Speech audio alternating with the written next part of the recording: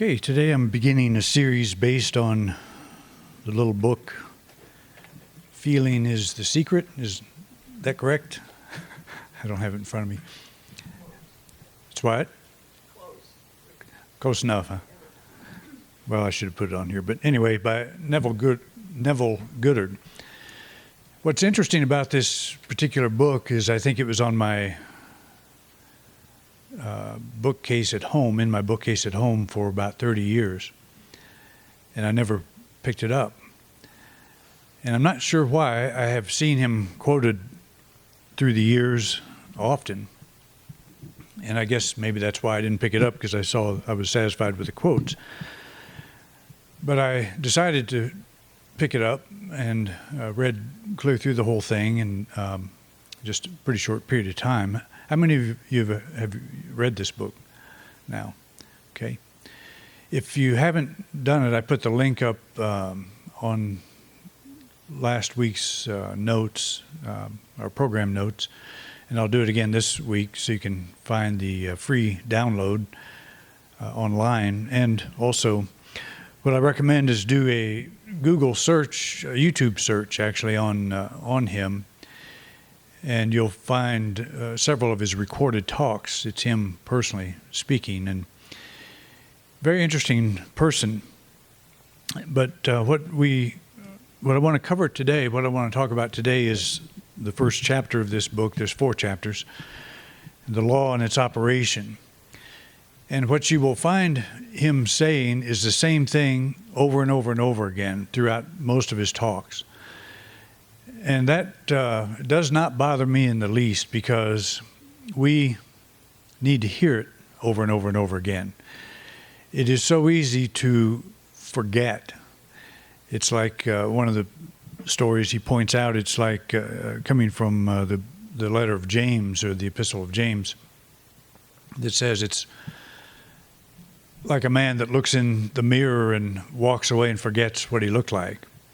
You know, it's very easy to do that. We get caught up in our daily life, and we forget to watch what's going on in our mind. And we do that because it's so close, and we take it for granted that our imagination is not something that we tend to think about. We don't tend to monitor where it's going. But I would imagine most of us here in this room have already been to many places while we're sitting here, while we're in this room. Physically, we're in this place, but mentally, we're all over the world. We're all over the place. We're having discussions with people that aren't here. We're having, maybe planning our afternoon meal, or we're doing, whatever, 1,000 other things, and not always focused in this place. So we've got to give ourselves some leeway, because we have spent our lives doing this. And when you hear someone like Neville Goddard talk about the importance of imagination and how to keep it focused, and you find that you don't do it so well sometimes, just know that this is a habit that we've all fallen into, not watching, not monitoring where our thoughts are going. And it's inspiring and sounds easy when you hear someone like him talk about it. And it is while you're listening to him talk about it or reading, the book. But you get up and go about your business doing other things, and it's pretty easy to lose it. So it's a discipline, and it is a very important thing to be mindful of. So a book like this, it's a very small book, but that's really all you need to have as a reminder of how to use the mind, in a way that's very productive. So he starts out, I don't know how I did that. Okay. He says the world, and I'm just going to basically use quotes out of this book and then comment on them through this series. But he said the world and all within it is man's conditioned consciousness objectified. Consciousness is the cause as well as the substance of the entire world. So it is to consciousness that we must turn if we would discover the secret of creation. So he said this back in the book was published in 1944, and there were many people that were saying this long before that time, of course. The whole New Thought movement, the early days of the New Thought movement, which basically is attributed, the beginnings attributed to Phineas Parkhurst Quimby back in the 1800s, where people like him began looking at the connection between our mind, our thinking, our consciousness, and how our world expresses itself. So this is not a new idea by any stretch of the imagination, and it even goes back further than that. But as far as America goes, and actually the world at large, the New Thought movement, that's when it became kind of codified in a movement, a New Thought movement. So the idea is that what we see in our life is an expression of our consciousness. How we think, how we feel, what we believe, where our imagination is all day long, all of it combined, just the whole workings of the mind. Our world is a unique expression of that. And you can prove this to yourself just by thinking of another person. Is your world a unique expression of their mind? Obviously not. Their world is an expression of their mind. Yours is an expression of yours. Mine is an expression of mine. Very simple stuff, very basic idea. But the important thing is to remember when we're going through life that is true. So this idea that consciousness is the beginning of our reality, the way we express our life, is actually being picked up today in the world of physics. Are any of you familiar with Robert Lanza? If you're not, you ought to be, because he's out there running around lecturing and so forth. He is a brilliant individual. He made his mark really in the world of stem cell research, but he's kind of gone beyond that. Time magazine named him as one of the most among the 100 most important scientists of this age. But his book, Biocentrism, and he's got another one followed that, Beyond Biocentrism. And I would recommend it because he's a very good writer and can relate some of the laws of physics in ways that are not easy to understand, but you can grasp, at least I can grasp it once in a while, what he's talking about. But he's a pretty good writer. But he says, some may imagine that there are two worlds, one out there and a separate one inside the skull. But the two worlds model is a myth. As we have seen, only one visual reality is extant, and it is the one that requires consciousness in order to manifest. So quantum physics today is basically saying that consciousness, not matter, is one of the fundamentals of this universe, one of the basic realities out of which all things flow.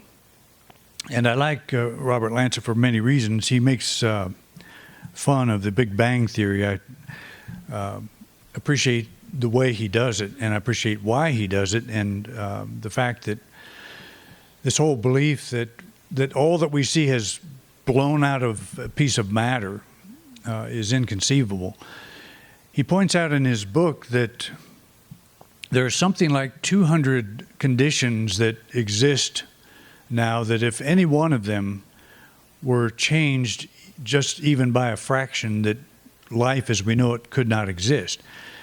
And what he's saying is, modern science says that what we see here is kind of an accident, kind of a second thought. Consciousness is a byproduct of something. And what he's saying is that that could not happen by accident. There is consciousness underneath it. Science does not explain what that is, what that consciousness is, but the fact that they're even beginning to recognize it, and this is, again, one of the important things in the near-death research, is scientists are starting to say, in looking at, trying to explain how a person can be conscious outside of their body, look down and observe it from a distant from a span of distance. How could that be? They're saying it must be some kind of consciousness, that the reality that underlies all this must be not matter, but something of consciousness. So what Neville Goddard is saying, and what all New Thought teachers have always said, what Jesus said, what all the mystics of all the ages have said, is the underlying reality is not matter, it is consciousness. It is something living. Call it God, call it whatever you want, but there is something beneath what we see. So Goddard says consciousness is the one and only reality, not figuratively, but actually. This reality may, for the sake of clarity, be likened unto a stream which is divided into two parts, the conscious and the subconscious. We're all familiar with that. We're familiar with the, and I want to talk, we're going to get into the chapter on sleep. I want to get into a little bit about dreams and give some Jungian method of interpretation of dreams, which I discovered last week. And actually I discovered a long time ago, but we recovered last week. But some very interesting stuff that can help you listen to the symbology that's coming into your awareness as you sleep. But he says consciousness is the one and only reality, not figuratively, but actually. What all mystics have said through all the ages. This reality may, for the sake of clarity, be likened unto a stream which is divided into two parts, the conscious and the subconscious. And he will stay with this theme through all of his teachings, as he should, because it's a very important aspect of it. The conscious is personal and selective. The subconscious is impersonal and non-selective. The conscious is the realm of effect. The subconscious is the realm of cause. These two aspects are the male and female divisions of consciousness. The conscious is the male, the subconscious is the female. And we may call the conscious the intellect. It's that thinking aspect of us. You know, when we do the Christmas story, I say Joseph represents the intellect. Mary represents the soul. We would say Joseph is the conscious, Mary is the subconscious, the receptive. And in the story, Mary is the one that receives the child, the Christ child, the awareness, and gives birth to that. It's not Joseph.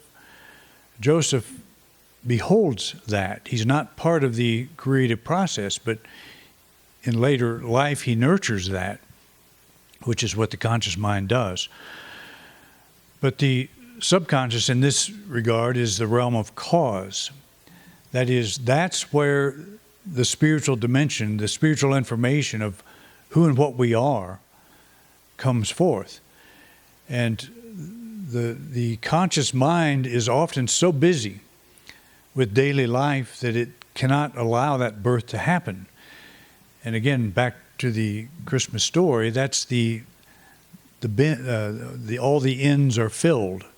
They're busy. There's no place, for this birth to happen. So it's the busy mind. And so we go through life with this busy mind that's shooting all over the place, the imagination shooting all over the place. And at a deeper level, we never lose that spiritual dimension. We're created in the image and after the likeness of God. Nothing can change that.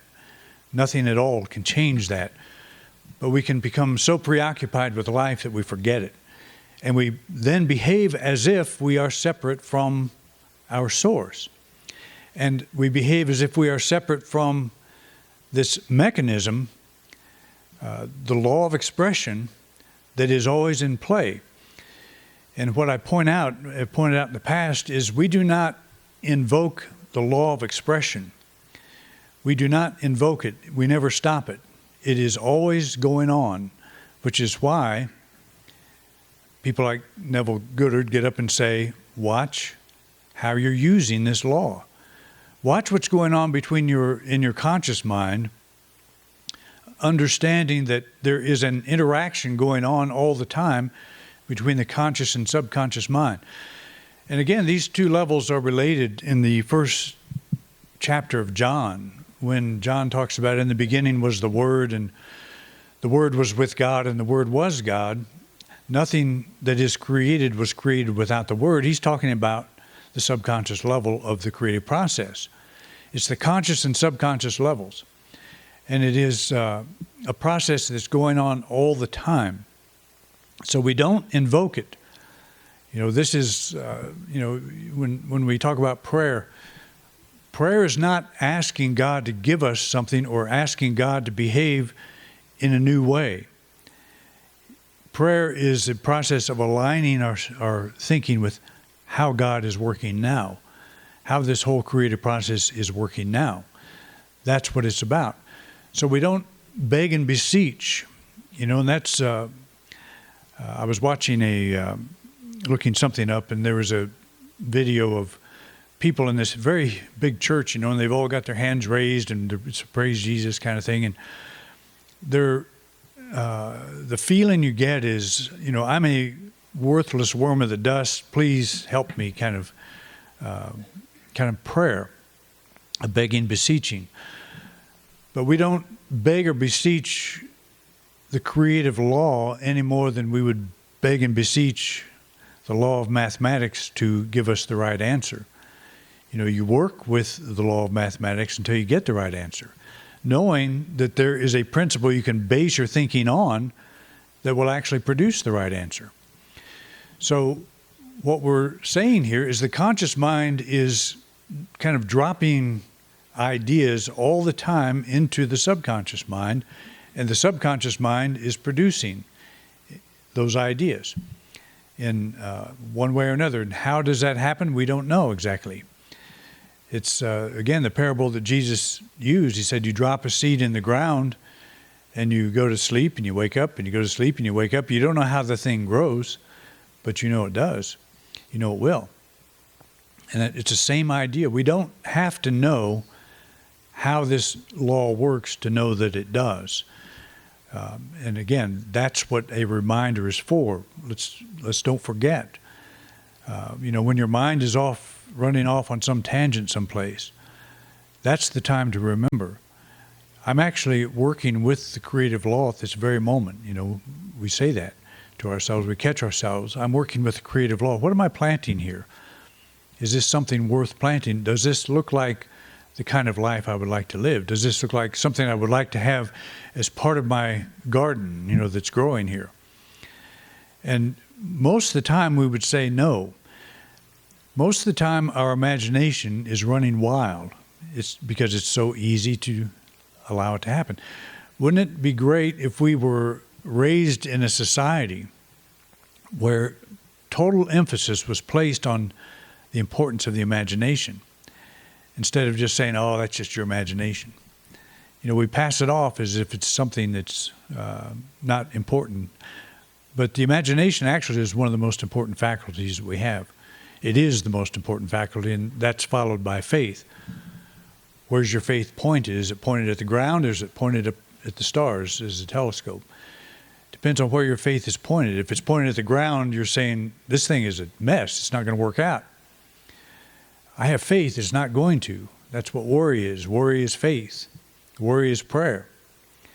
Worry is planting seeds. So we become aware of that. How am I using my mind at this moment? Where's my focus? The conscious generates ideas and impresses these ideas on the subconscious. The subconscious receives ideas and gives form and expression to them. So in this picture, you have actually three items. You have a hand, you have a seed, and you have the soil. The conscious mind is the hand. The seed is the idea. The soil is the subconscious. So the hand is making a choice. Something that runs the hand is making the choice. The hand's connected to the arm, and the arm is connected to the shoulder and all that kind of thing. It's connected to the brain ultimately. We're making a choice to tell our hand to drop a seed in the ground. So that's the conscious mind. We're always telling our conscious mind to do something, to plant some kind of seed. We may not be thinking that, but it doesn't know the difference. When you tell your hand to plant a seed, it doesn't say, well, what kind of seed do you want me to plant? That's up to you. You make that choice. So you've got three things here. You've got ideas, you've got subconscious, and you have the conscious mind. So that's what's going on all the time, and hopefully these kinds of images kind of stick in our minds, and as we go through the week, and we will see these pictures to remind. By this law, first conceiving an idea and then impressing the idea conceived on the subconscious, all things evolve out of consciousness. And without this sequence, there is not anything made that is made. The conscious impresses the subconscious, while the subconscious expresses all that is impressed upon it. Now, what we need to ask ourselves with a statement like this is, do I believe this? Do I believe this is true? Or do I think, what are the alternatives? Is my life just random? Do things just happen? And you will meet a lot of people walking around on this planet that feel like they are victims of the world. They're victims of their childhood, they're victims of society, they're victims of race, they're victims of all kinds of things. And it's true that there are victims out there. But that part is not what affects your life. It's how do you see yourself? How do you see it? If you see that your life is happening to you and that you don't have any choice as to how it happens, then it's better to make peace with that than try to work with principles like this. So we're all kind of in this opening section, we're asked to ask ourselves, take our own inventory. Do I really believe this is true? By this law, first conceiving an idea and then impressing the idea conceived on the subconscious, all things evolve out of consciousness. And without the sequence, there's not anything made that is made. The conscious impresses the subconscious, while the subconscious expresses all that is impressed upon it.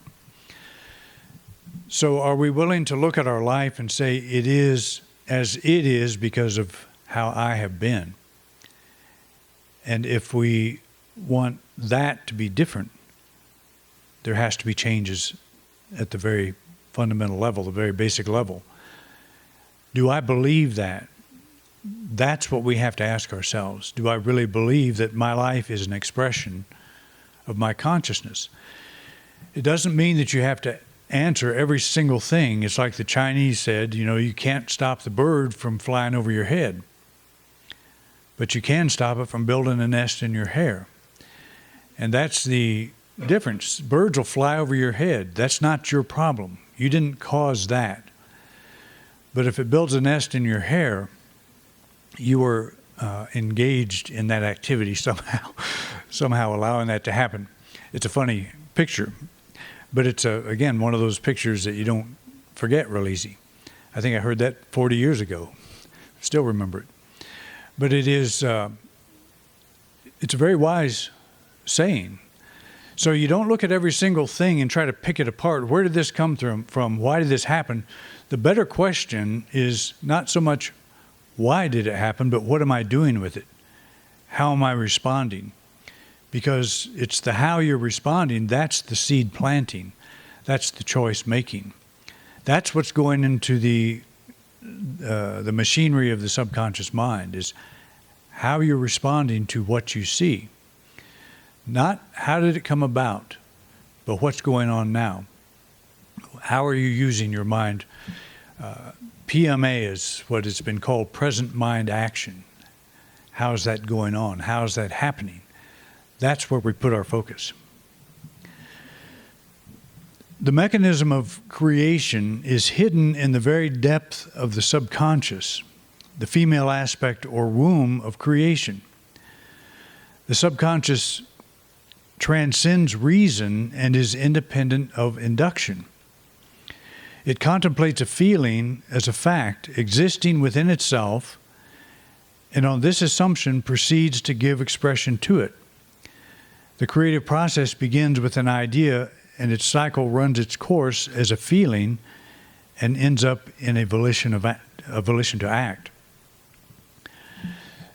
So it works like the soil. The soil doesn't, when you drop a seed in the soil doesn't say, "Are you sure that's what you want?"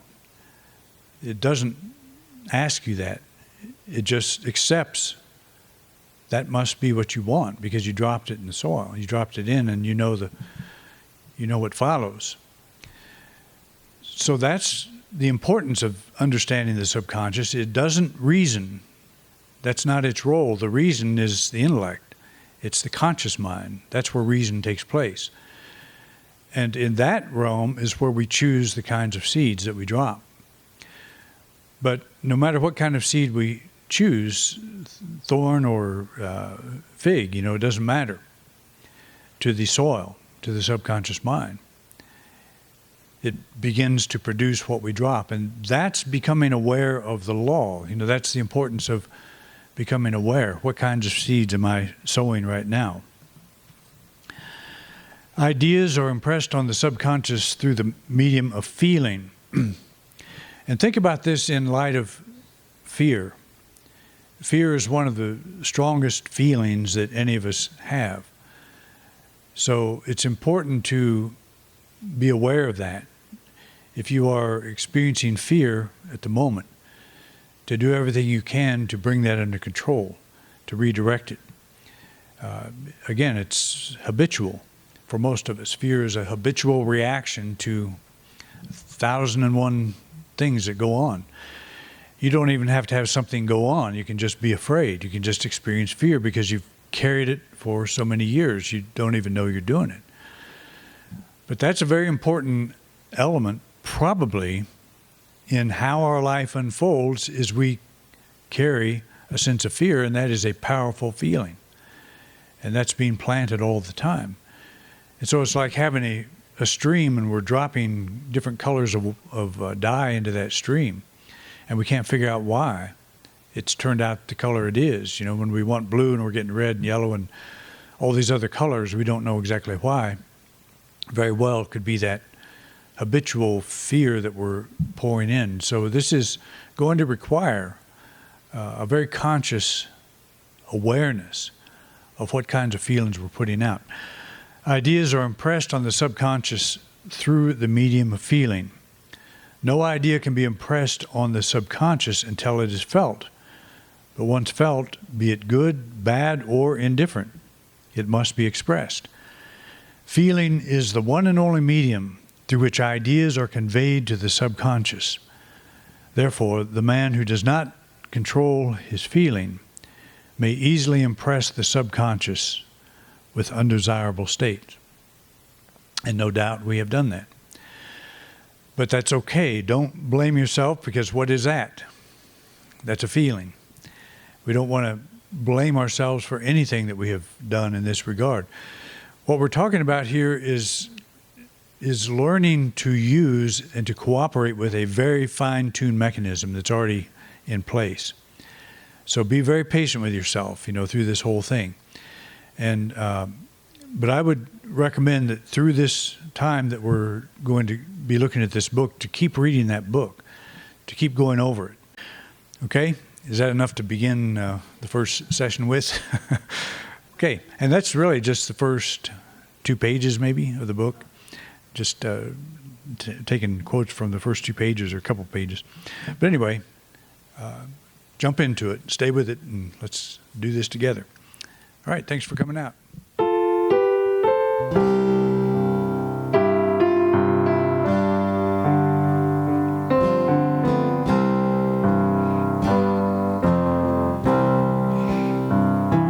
The life we undertake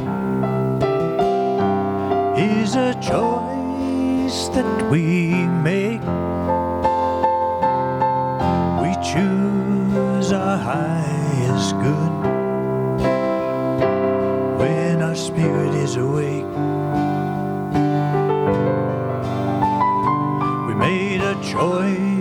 to step upon the unknown road we are now on, fearlessly drawn into the dawn. We carry on.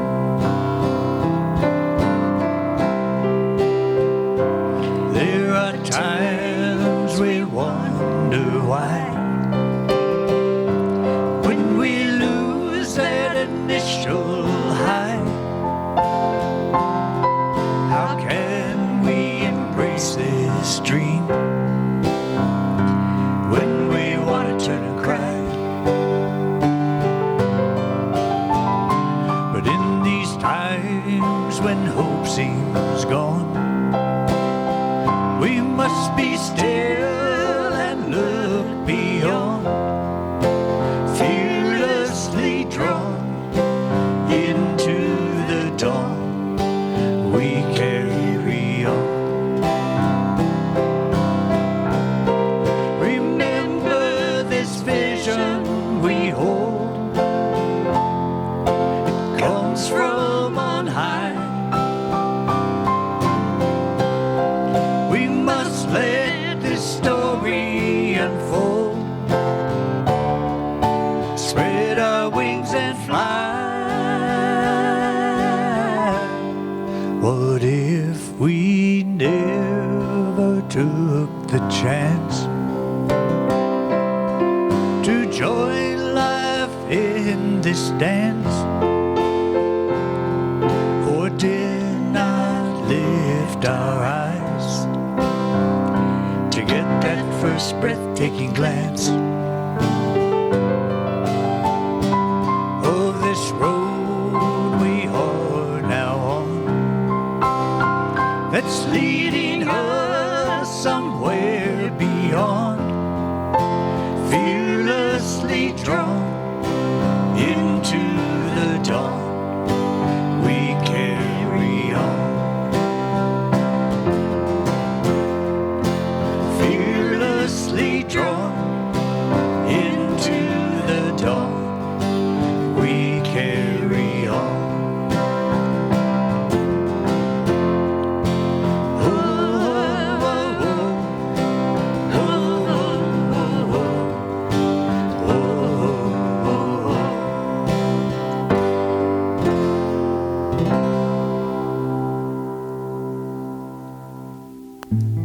You've been watching a talk given by Reverend Doug Bottorff here at Independent Unity in beautiful Grand Junction, Colorado.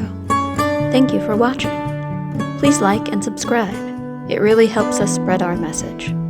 If you would like to support us, you can do so by clicking the button in the right-hand corner of the video screen. We greatly appreciate your support. Thanks again for watching.